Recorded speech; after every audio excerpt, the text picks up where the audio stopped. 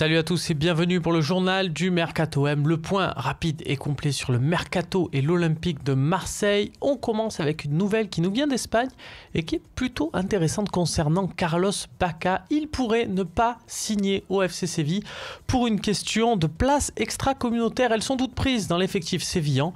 Il faudrait donc que les Andalous se séparent par exemple de Ganso ou Pareja, le défenseur central argentin, pour pouvoir faire signer l'attaquant colombien, ce qui laisse peut-être un peu de temps à l'Olympique de Marseille pour être en position de force et faire accepter l'offre au Milan AC.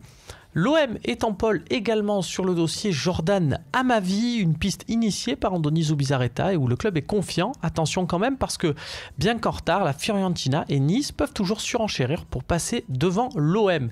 C'était hier et selon nos informations, Montpellier pense à Rémi Capella pour succéder à Riyad Boudbouz qui va signer au Betis Séville. Attention, problème, les Héroltais ont besoin d'un prêt avec prise en charge du salaire par l'OM. Pas sûr que l'option séduise l'état-major marseillais, même si un Capella titulaire qui flambe dans son club formateur, c'est plus facile à vendre la saison prochaine. Enfin, Manchester City a fixé le prix de Wilfried Bony selon le Daily Mirror. C'est entre 15 et 16 millions d'euros, 13 millions de livres pour être précis, soit le prix qu'on vous avait donné dans le Qu'est-ce que ça vaut.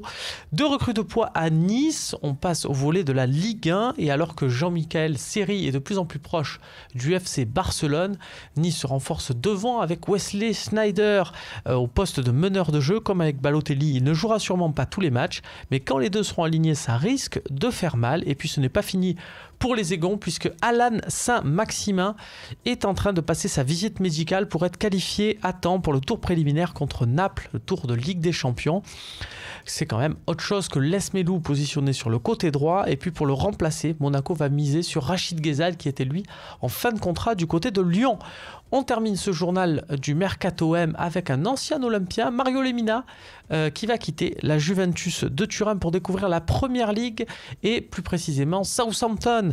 Voilà, l'ancien Olympien devrait signer pour 20 millions d'euros, un beau challenge pour l'international gabonais qui va essayer pour la première fois de sa vie d'être titulaire pendant une saison. Salut à tous.